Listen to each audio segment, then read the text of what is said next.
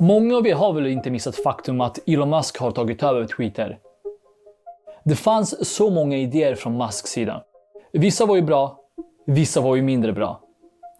Jag har ju full förståelse när man tar över något för så pass stor summa pengar, så vill man visa sig vara effektiv och göra stora förändringar. Men det känns dock som att inte allt var så pass genomtänkt. Denna video är inte en kritisk video, men snarare en konstruktiv. För att missförstå mig inte, jag gillar ju Twitter. Men det känns som att de senaste idéer som har kommit ut har bara spårat ur. Du kommer även att få höra mina tankar och åsikter i den videon. Men mycket av det som jag tar upp kan eventuellt att förändras. För att, tro mig, det är intensivt just nu på Twitter. Men jag vill ta ett snack om den blåa fågeln.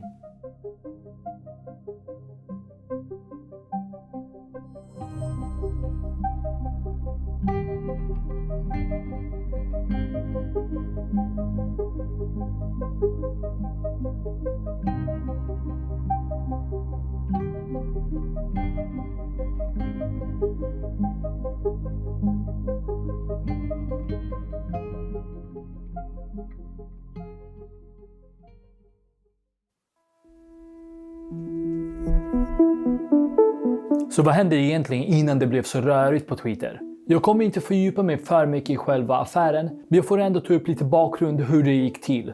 För tro mig, själva affären gick till turbulent och även där finns väldigt mycket detaljer. Men okej, det som egentligen hände var att Elon Musk fick idén om att köpa Twitter. Detta i jakt av yttrandefrihet som enligt honom brister på Twitter. Han började smått med att köpa några procent av aktier mellan januari 2022 och april 2022. Runt den tiden ägde han ungefär 9,2%. Under tiden erbjuder Twitter honom en plats i styrelse, vilket Elon Musk först tackar ja till, men sen backar och säger nej. Samtidigt erbjuder han 44 miljarder dollar. Extrema pengar. Så efter massor om Twitters styrelse accepterar faktiskt hans offert. Men sen händer det något annat. Oklart om det är för att sänka ner priset eller vad det kan vara. Runt maj 2022 drar Elon Musk tillbaka sin offert. Och enligt honom 5 till även 20% av konton på Twitter är antingen fake-konto eller spam-konto. Parag Agarwal, dåvarande vd på Twitter, svarade på hans kritik. Vilket Elon Musk responsade med bajs-emoji.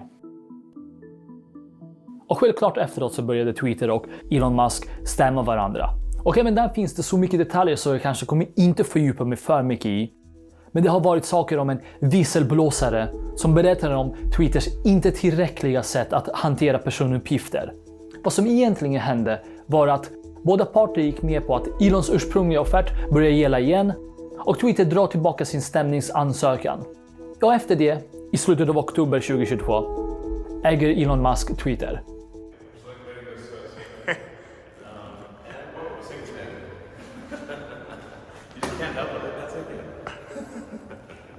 Och efteråt har det också varit väldigt turbulent. Det känns som att säga turbulent väldigt mycket, men det är ett bra ord för att beskriva vad som egentligen händer. För att redan i början av hans ägarskap så händer det en del saker. Han började med att varsla väldigt många. Vissa fick faktiskt komma tillbaka till jobbet. Man fick inte jobba hemifrån något mer. Och i vissa fall så fick man även sova över på Twitters huvudkontor. Det har även varit något typ av interna revolutioner och även oklarheten med Apple. Det har varit till den nivån att Elon Musk var beredd på att skapa egen smartphone om Apple tar bort Twitter från App Store.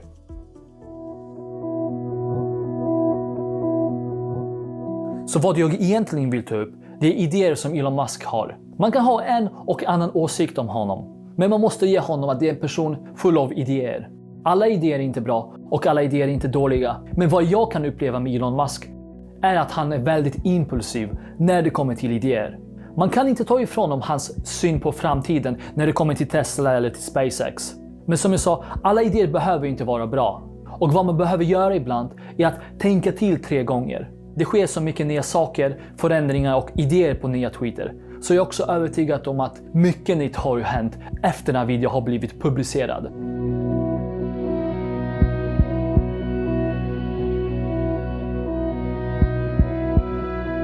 Men okej, Elons stora projekt var ju att ändra verifieringsbocken. Ni vet den där blåa bocken som finns vid vissa namn av kända personer på sociala medier. Hans idé är att ge makt åt folket. Och vad jag egentligen menar är att inte bara kända personer ska ha rätt till bocken, utan vem som helst, du eller jag. Och till skillnad från andra så kan jag tycka att det är inte en dålig idé. Men vad jag inte gillade är hur lite har de tänkt när det kommer till detaljer. För mig som en liten kreatör, och därav många som inte känner till vad jag gör, är bocken faktiskt en bra sak. En bra sak för att marknadsföra det jag gör. Bocken väcker ju intresse hos folk. Men att få en sån bock på sociala medier för en liten kreatör, det är omöjligt. För att föreställa dig, många av dina favoritkreatörer kan ha väldigt svårt att få en sån bock. Samtidigt som ett konto på Instagram med ett ägg och bara en bild har en sån bock. Men första problemet med idén är att Twitter kräver ju pengar för det. Till en början så ville de ha $20 per månad. Det gick så långt att Stephen King har kritiserat idén och Elon Musk har sänkt priset till $8. $8 i sig är någon aning rimligare pris. Men att kräva pengar för det, jag är ju lite skeptisk. Sen har de lagt till några funktioner för att få tjänsten se lite mer intressant ut.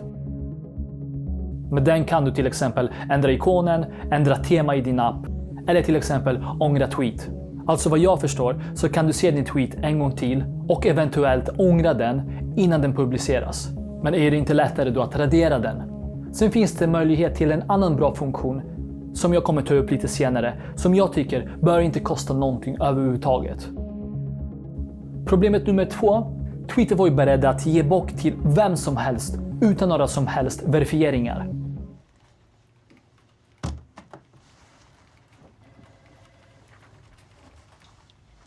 Better. Det skulle innebära att fake-konto eller spamkonto skulle i princip kunna få en sån bock. Och det leder såklart till många risker att folk låtsas vara någon annan och därmed till exempel kräva dina personuppgifter eller till och med pengar från dig. Efter kritiken så fick Twitter backa lite och la idén på is. Men vissa hann köpa Twitter Blue. För det är vad det egentligen heter. Det som sker nu är att du behöver ha ett telefonnummer och ditt konto måste vara aktivt i minst 90 dagar innan du köper Twitter Blue. Och det låter ju mycket bättre. Men det förvånar mig väldigt mycket att man behövde gå så djupt och så långt med kritik för att få med så pass självklara saker. En annan sak är att nu har de lagt olika färger på bocken. Blåa är fortfarande reserverat för fysiska personer. Nyligen har de lagt in en guld/gul för företag. Sen planerar de också lägga en grå eller silver för myndigheter. Och som jag sa, till skillnad från andra så tycker jag att själva idén var ju bra. Men jag tycker det är märkligt att man inte har tänkt till kring själva detaljer.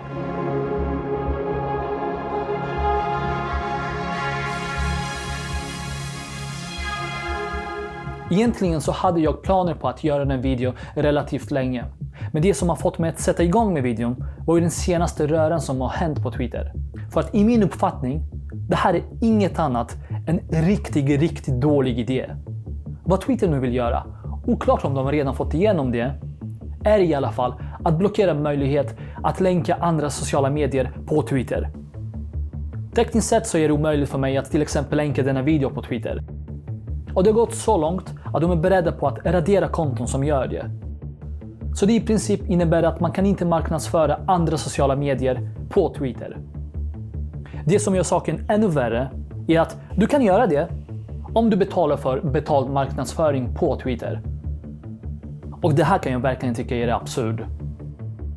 Det har blivit så viralt med kritik från det här förslaget så att Elon Musk till och med har gjort en omröstning om han ska sitta kvar som vd eller avgå. Och därefter kom en annan idé om att låta endast verifierade konton att kunna rösta. Nu är det oklart om de menar vanliga användare för att få bort spambottar eller om det bara betalda Twitter Blue-användare som kan vara med och rösta. För att i så fall skulle det bli ännu en absurd idé.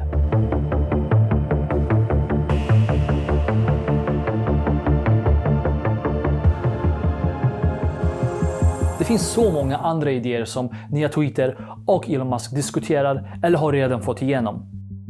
Bland annat vill man förlänga tid på videor och låta kreatörer få betalt för content de gör. Det här låter lite som att man vill konkurrera ut YouTube, och i min uppfattning är Twitter gjort för något helt annat.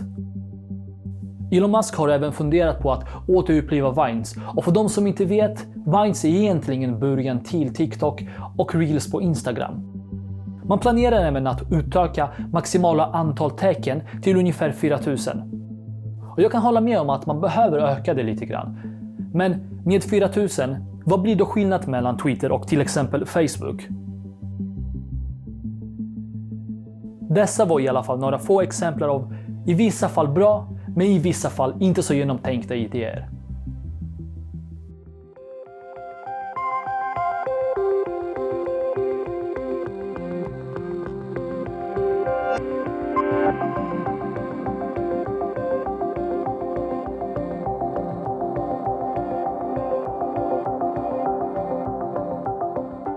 Så Elon har möjlighet till att kunna göra någonting bra på Twitter. Jag är övertygad om att han vill väl på sitt eget sätt. Men vad vi just nu ser är att Twitter kastar massa idéer och ser vad som kommer fastna. Vad vi har efterfrågat i så många år är möjlighet till att kunna redigera sina tweets. Det har de börjat testa med nu. Men gissa vad? Du behöver Twitter Blue för det. Återigen, verifieringsbock är ju något bra, men bara man gör det korrekt. Vad Twitter bör göra är att tänka till några gånger när en idé kommer upp för att säkerställa att den är bra. Du behöver inte ändra något som redan fungerar. Du behöver inte motbevisa hela världen vad du kan göra genom att vända allt upp och ner. Gör det istället sakta och genomtänkt och ha en bra strategi för det. Så jag vill hellre vara konstruktiv än att bara kasta massa kritik. För att trots allt, Twitter är och fortfarande kan vara en bra grej. Och tro mig, jag har verkligen förståelse för Twitters nuvarande ekonomiska situation, som inte är väldigt bra. Men att kasta massa konstiga idéer, jag tror inte att det förbättrar situationen. Jag är tveksam att min video kommer nå ut till Twitter, men vad jag hoppas på är att Elon Musk och Twitter börjar analysera sina idéer innan de börjar introducera dem. Men hur som helst, det var väldigt kul att göra mer av en bara snackvideo. Lämna en tumme upp om du vill se mer av den typen av video. Och du kan också kommentera vad du vill att jag ska ta upp nästa gång. Men kommentera även dina tankar kring vad som händer just nu med Twitter. Som vanligt, prenumerera för framtida content för att det finns en del som är på gång. Och jag uppskattar verkligen just din support. Tack för att du tog din tid och tittade igenom video. Så ses vi snart igen. Ciao!